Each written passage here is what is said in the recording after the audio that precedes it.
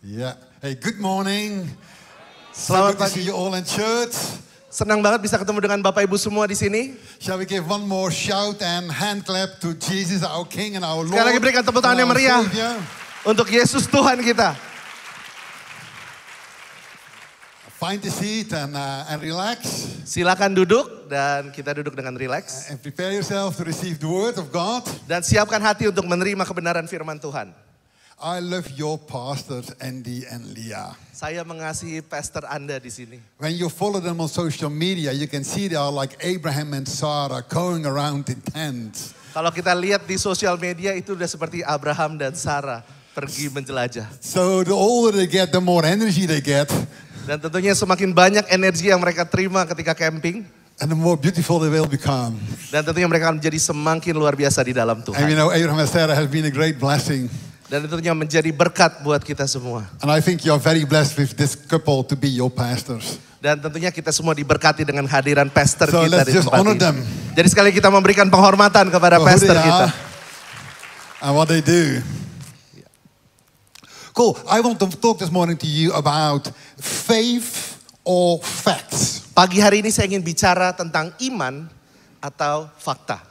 Jesus says all things are possible to him or her that believes. Yesus berkata bahwa tidak ada yang mustahil bagi siapapun yang percaya. And of course it's a very powerful and amazing Bible verse. Ini tentunya adalah ayat yang sangat luar biasa. But before we know, this Bible verse could also put us on the wrong foot. Tetapi kita harus hati-hati karena bisa jadi ayat ini membuat kita salah melangkah.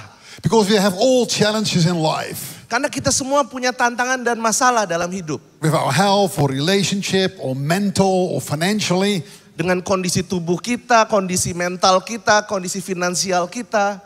And then we think, how can I get the faith that I need to overcome these challenges? Dan kemudian kita berpikir bagaimana kita bisa mendapat lebih banyak iman untuk menghadapi tantangan dan masalah ini. And you see, if you start to think, how do I get the faith to overcome these challenges? Actually, you start already working to get what you need from God. Dan ketika kita berpikir bagaimana caranya, tapi sebenarnya kita sedang bekerja untuk mendapatkan hal tersebut. Because we are thinking, how do I get faith? How do I build my faith? Kita terus berkutat bagaimana caranya kita bisa dapat iman yang lebih, bagaimana caranya kita membangun iman kita.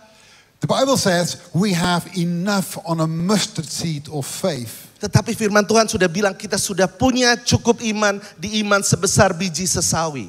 So I believe we don't need to strive to get more faith. Jadi saya percaya bahwa kita tidak seharusnya berjuang untuk mendapatkan iman yang lebih.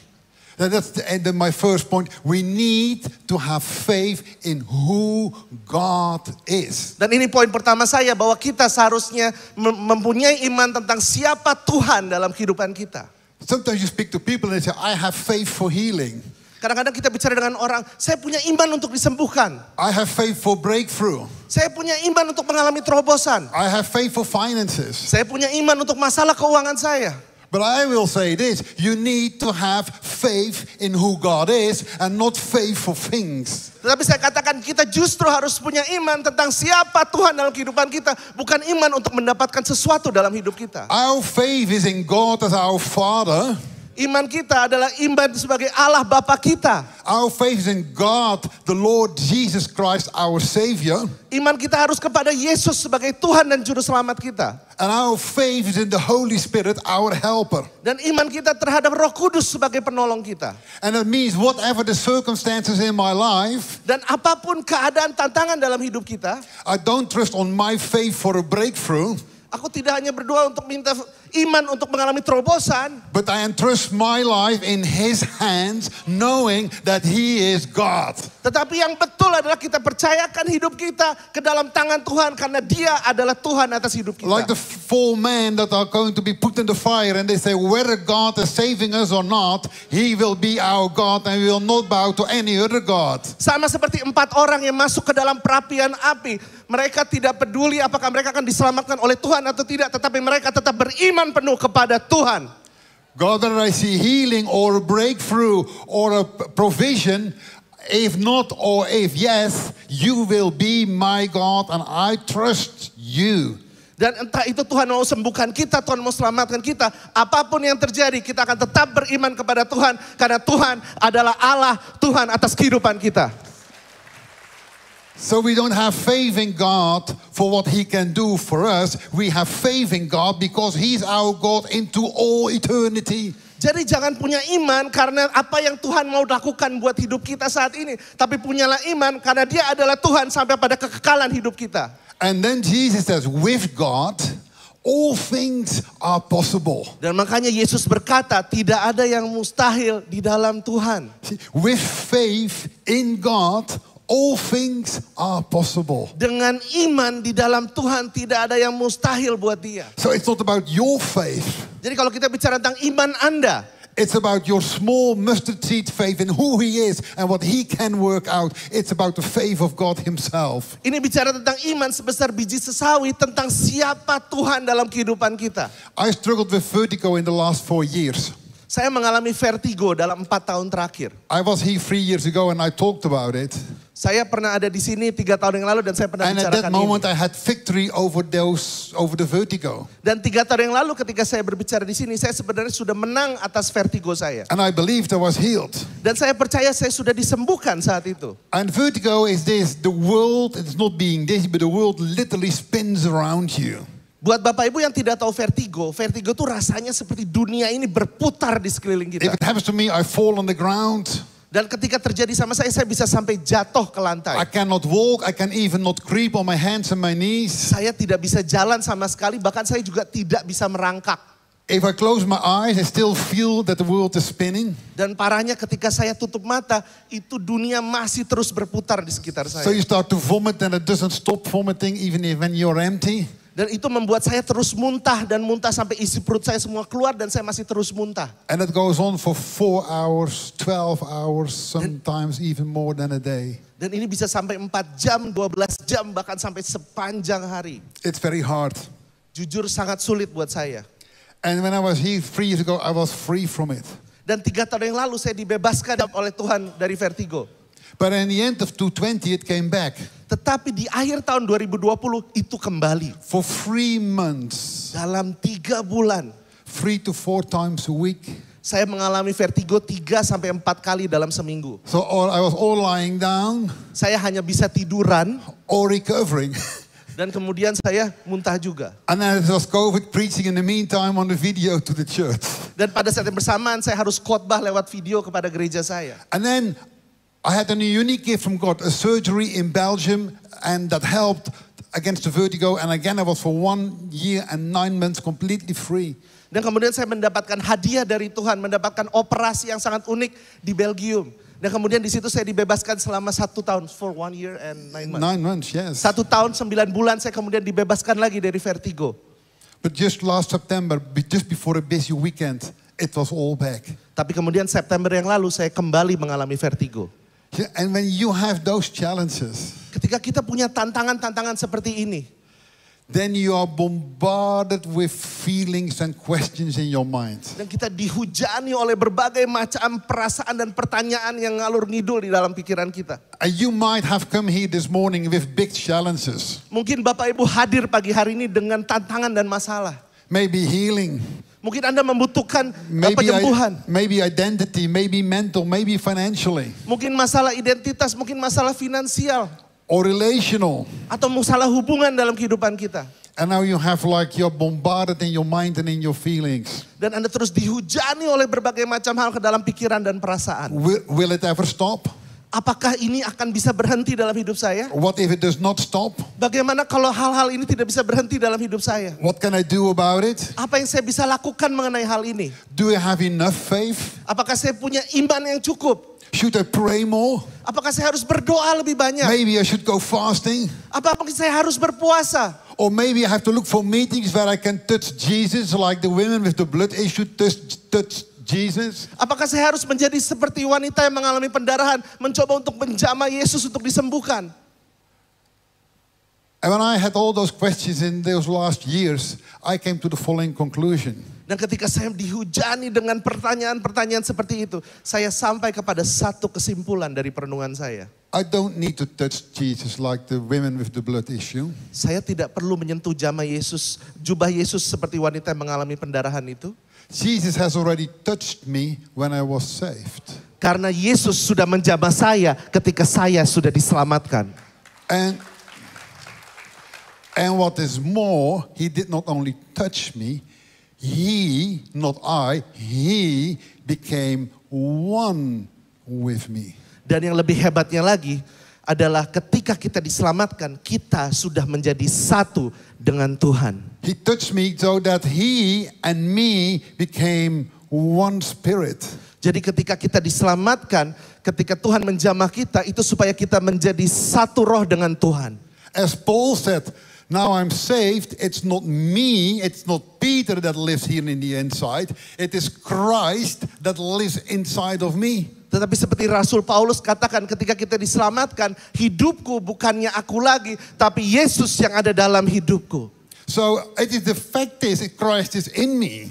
Jadi berarti kalau Kristus ada di dalam diri kita, He's around me. itu berarti dia ada di sekeliling kita. He's with me. Itu berarti dia ada bersama dengan He kita. is for me. Dia ada untuk kita. And nothing in this world can split me or divorce me or separate me from the love of Jesus Dan Christ. tidak ada yang bisa memisahkan kita daripada kasih Allah, daripada Tuhan yang ada dalam diri kita. And that Christ that is in me and that Christ that is in you is bigger, says the Bible, than he that is in the world. Dan firman Tuhan katakan bahwa Kristus yang ada dalam diri kita lebih besar dari dia yang datang dari dunia ini. Think about your challenges. Coba sekarang pikirkan tantangan-tantangan hidup kita. The he that is in you, Dia yang ada dalam diri kita, Kristus yang ada dalam diri the kita. real you, Dalam diri kita yang sebenarnya. is bigger, Lebih besar, greater, lebih hebat, stronger lebih kuat than the one who's in the world. dari yang berasal dari dunia. Who's in the world? Siapa yang berasal dari dunia ini? The Bible calls the person who's in the world is the spirit of the world. Firman Tuhan katakan kata dia yang berasal dari dunia ini adalah roh yang berasal dari dunia ini. It's the snake, Adalah si ular, the dragon, si naga, the liar, si pembohong, the thief, si pencuri, the murderer, si pembunuh, the deceiver, si pembohong, the power of sin and death. kekuatan daripada dosa dan kematian. That's the one in the world. Itu yang berasal dari dunia. But the Bible says Tetapi firman Tuhan that katakan he that's in you. bahwa dia yang ada dalam diri kita. So that actually means that you Itu berarti are kita bigger lebih besar than he that's in the world. daripada dia yang berasal dari dunia. So and if we are one with Christ, Jadi kalau kita sudah menjadi satu dengan Kristus, then we are one with the Father and one with the Holy Spirit as well. berarti kita juga satu dengan Bapa, satu dengan Roh Kudus. When Jesus prays Ketika Yesus berdoa in John 17, dan di dalam Yohanes 17, he says, Father, dia katakan, Bapa, I'm one with you aku satu denganmu and you are one with me. dan kau satu denganku I'm one with the Spirit dan aku satu dengan Roh and the Kudus Spirit is one with us. dan Roh Kudus satu dengan kita. And now I pray, Father, Dan saat ini saya berdoa, Bapa, that those that believe in me, dan siapapun yang percaya kepada aku, or those that will believe in the word of those that are sent in the world, bahkan orang yang percaya kepada orang-orang yang disampaikan tentang berita baik tentang Yesus, I pray, Father, that they will be one as we are one. aku berdoa, aku minta supaya mereka juga menjadi satu sama seperti aku menjadi satu dengan Bapa. If God himself is praying, Kalau Yesus sendiri berdoa, do you think that he gets what he's asking for? apakah Bapak Ibu berpikir bahwa dia pasti akan dapat apa yang dia doakan? Of course. Pasti. So today, Jadi hari ini we are the proof of Jesus' prayer being heard by God the Father. kita bisa ada di sini, kita adalah bukti bahwa doa Yesus sudah dijawab oleh Bapa karena kita duduk di sini. You and I are included in the oneness of God the Father, God the Son, God the Holy Spirit, and then fill in your own name. Berarti Bapak Ibu, kita semua yang ada di sini sudah dipanggil untuk menjadi satu dengan Allah Bapa, Allah Anak, dengan Allah Roh Kudus. It's a fact that you can say, Father, I am one with Jesus. As Jesus is in me, Jesus is in you, you are in Jesus, we are in the Spirit, and we are one. I thank you, Father. So powerful. Dan oleh karena itu Bapak Ibu, kita harus yakini dengan nama sangat bahwa hari ini kita ada di sini, kita sudah menjadi satu dengan Yesus Kristus, kita menjadi satu dengan Allah Bapa, dan kita sudah menjadi satu dengan Roh Kudus. Dan ini adalah hal yang luar biasa. See, now the sentence, but with God. Was that, sorry? Now the sentence, but with God, Oh, all things are possible, gets a whole new dimension. Dan ini berarti cara kita memahami bahwa tidak ada yang mustahil mendapatkan sebuah pengertian yang baru. With the God in us, dengan Tuhan yang ada dalam diri everything is kita, possible. semua hal adalah mungkin dan tidak mustahil.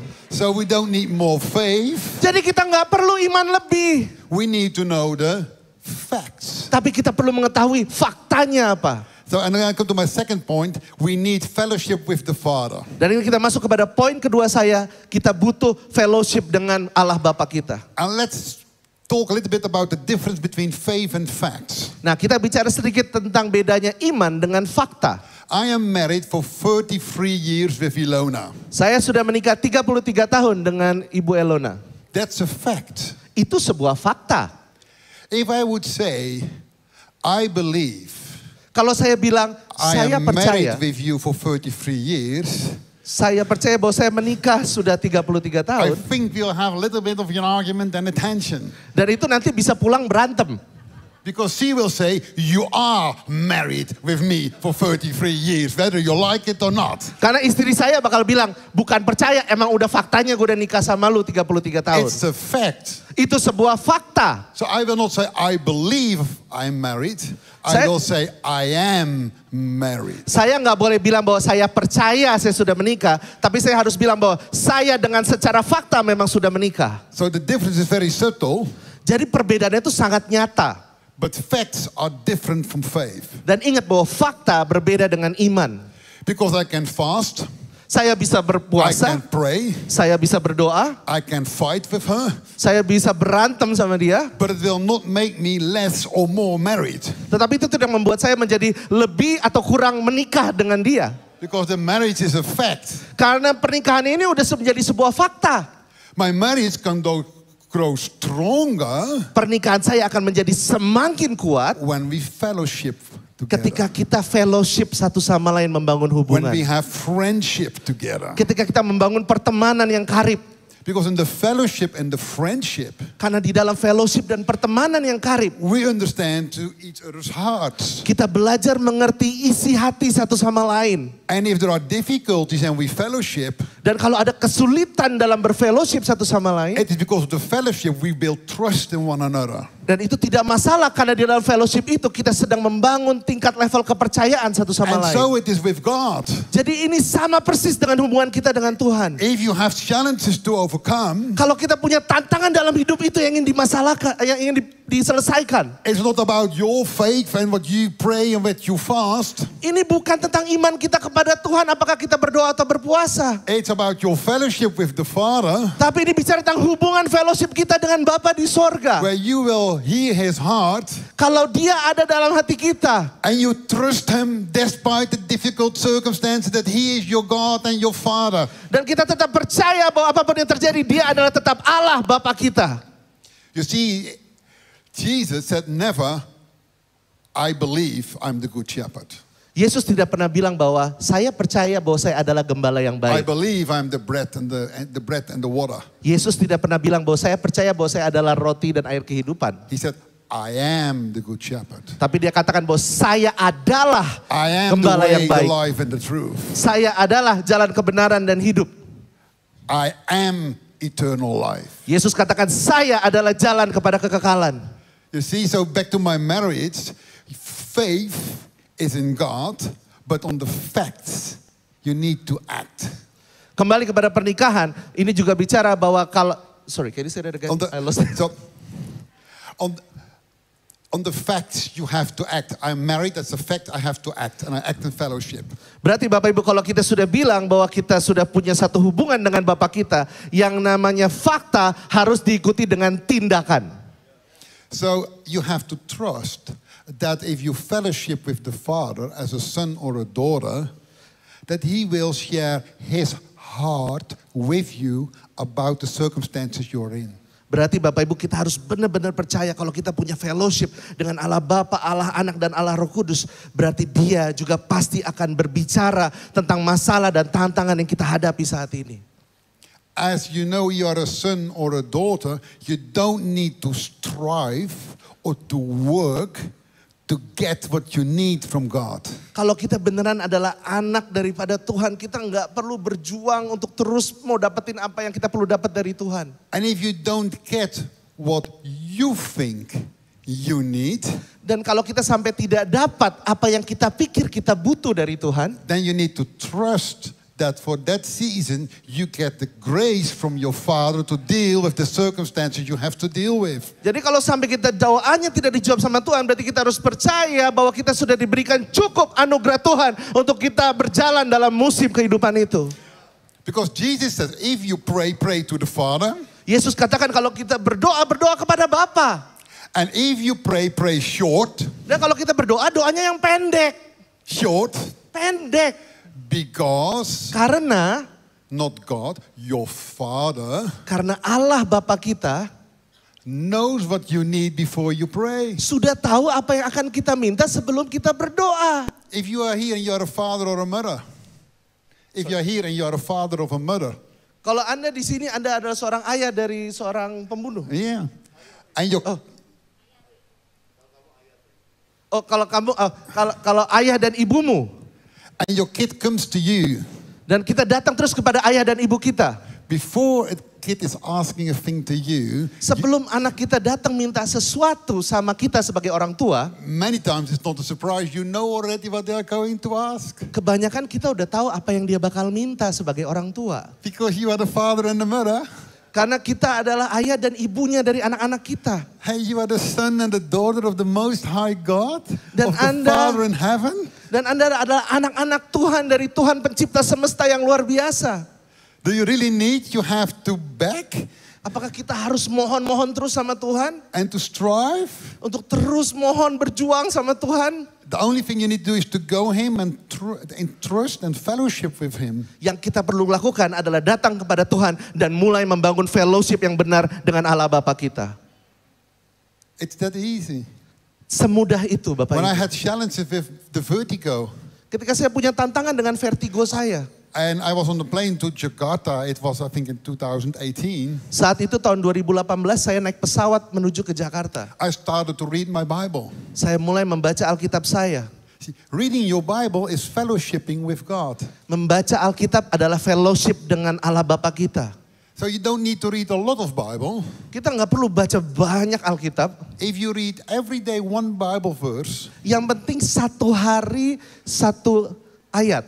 then in a year, God, the Holy Spirit, has 365 Bible verses to speak to you personally. Berarti dalam satu hari satu ayat, dalam setahun kita sudah punya 365 ayat di mana Allah Bapa bicara langsung sama kehidupan kita. And I was on the plane and I read in the Passion Translation. Dan kemudian ketika saya ada di pesawat, saya membaca Alkitab dengan versi Passion. Yeah.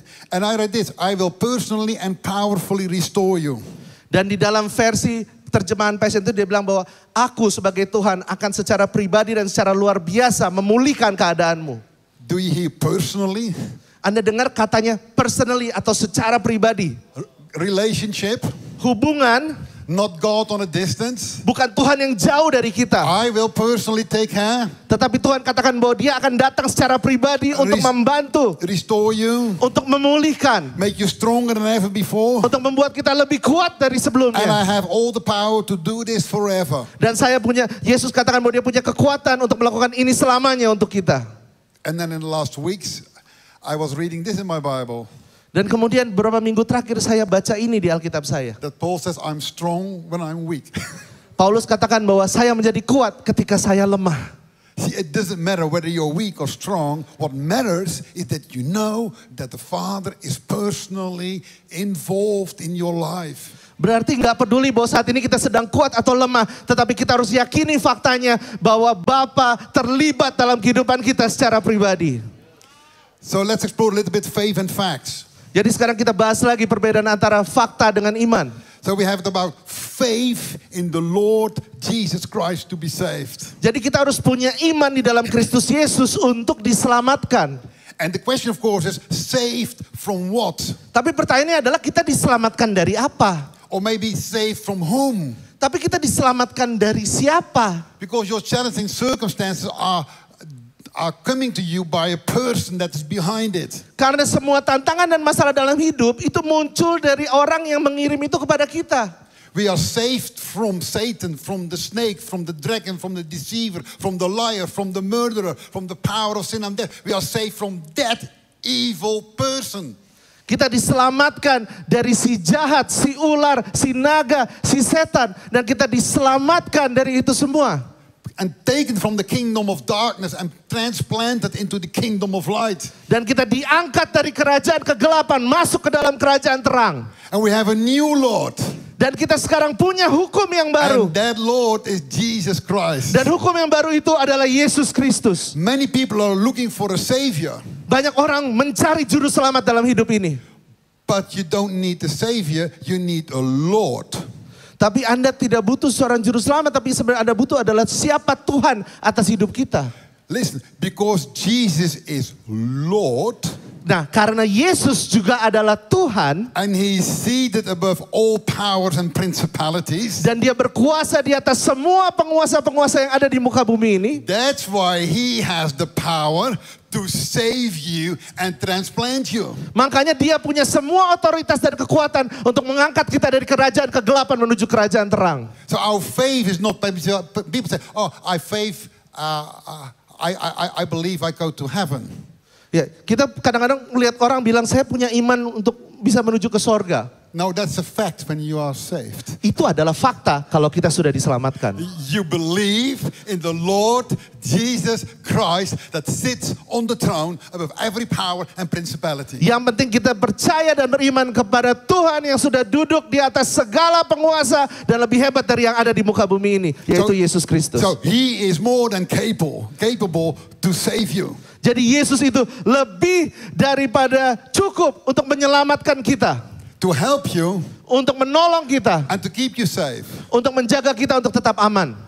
And you are sitting on that throne with Him if you are saved. Dan kalau kita diselamatkan, kita duduk bersama dengan Tuhan dalam tahtanya di surga. Jesus is sitting. Yesus ada di situ. And you are sitting. Dan kita juga duduk bersama dengan Yesus. Where do you sit? Di mana kita duduknya? Above all power and principality. Itu berarti kita duduk sama-sama dengan Tuhan di atas semua penguasa. So Jesus is not running around stressed. Jadi kita nggak ngelihat Yesus lari-lari sana sini. And you are not running around stressed. Dan kita juga nggak lari-lari kayak orang stres kanan kiri juga. Jesus is not striving. Yesus juga tidak berjuang sampai segimananya. You don't need to strive. Dan kita juga nggak perlu berjuang segimananya menghadapi masalah kita. You just need to trust. Kita hanya perlu belajar untuk percaya dan ketahui benar-benar that God is your Father, bahwa Allah kita adalah Bapa kita. That your Jesus is Lord, dan Yesus adalah juru selamat kita. That He is seated on the throne, dan mereka duduk di atas tahta surga. And you are with Him. Dan kita duduk bersama dengan Allah. And that is what Romans says. Dan itu yang dikatakan di kitab Roma. If you confess with your mouth the Lord Jesus, you see the Lord Jesus. Sebab jika kamu mengaku dengan mulutmu bahwa Yesus adalah Tuhan, and you believe in your heart, dan percaya dalam hatimu that God raised Him from the dead, bahwa Allah telah membangkitkan Dia dari antara orang mati, you will be saved. Maka kamu akan diselamatkan. Because He is raised from the dead, karena Dia telah diangkat dari antara orang mati. He is seated on the throne in heavens. Dia duduk di tahta surga. We believe in a Lord that is raised from the dead and seated in heaven, and that's why He's capable. Kita percaya sama Tuhan yang telah dibangkitkan dari antara orang mati dan duduk di tahta surga. Makanya kenapa Yesus kita luar biasa. So I don't know about you.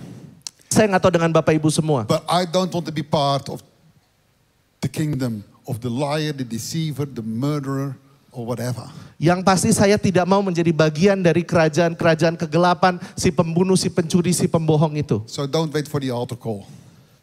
Don't wait for the altar call. Makanya sebenarnya kita nggak perlu menuju kepada altar call. Just decide now. Yang diperlukan bukan altar call, tetapi hari ini putuskan segera. To make Jesus your Lord. Untuk jadikan Yesus sebagai Tuhan atas kehidupan kita. And now I'm saved.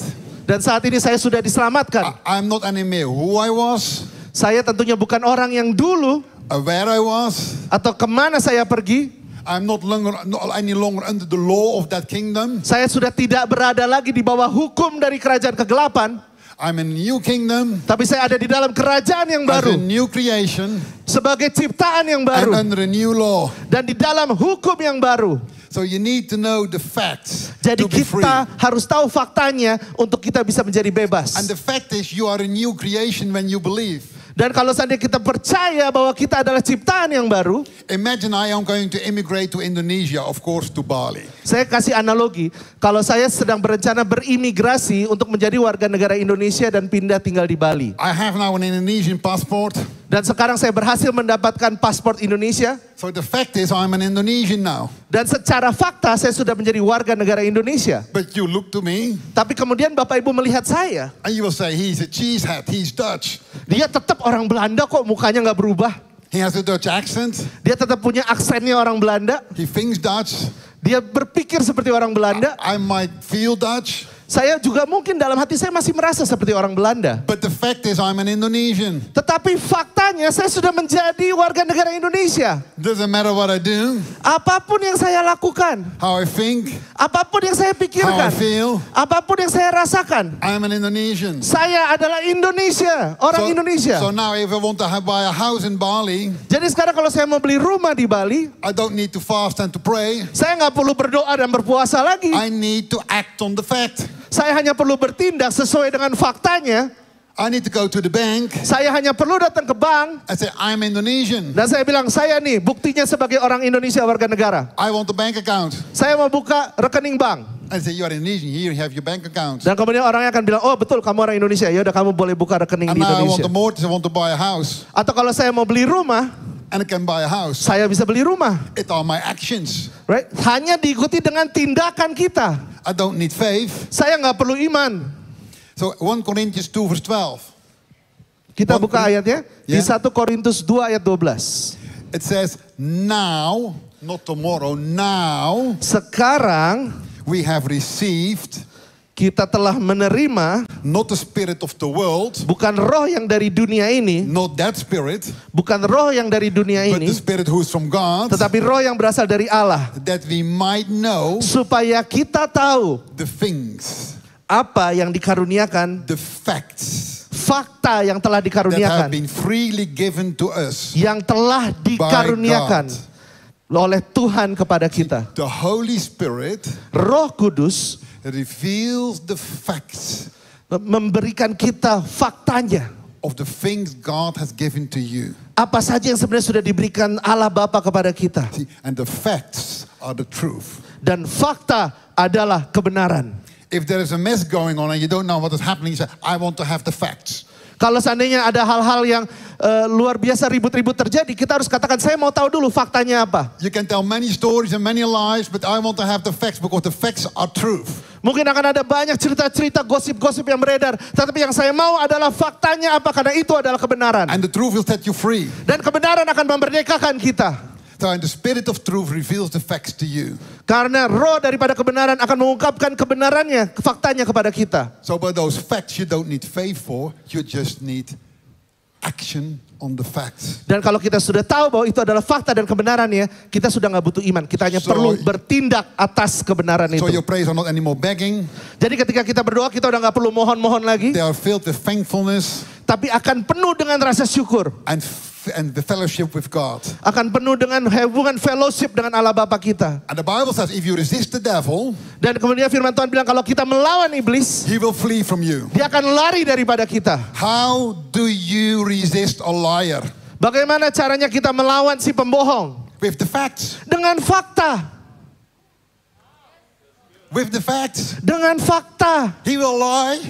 Right? Dia pembohong. He has always lied. Dia selalu sudah You membohongi have kita. to present the facts. Dan kita tunjukkan kebenaran. And if you are consistent with the facts, Dan kalau kita konsisten dengan he will hidup find fakta out he ini, cannot deceive you. dia nggak akan bisa lagi membohongi kita. He will back off. Dia akan lari daripada That's kita. what the Bible says. Itu yang Alkitab Resist katakan. the devil. Lawan And he iblis. will flee. Dan dia akan lari daripada How? kita. Sekarang. Not by saying, devil go away, devil go away. Bukan dengan kita bilang, aduh pergi dong usir, pergi iblis. He will not.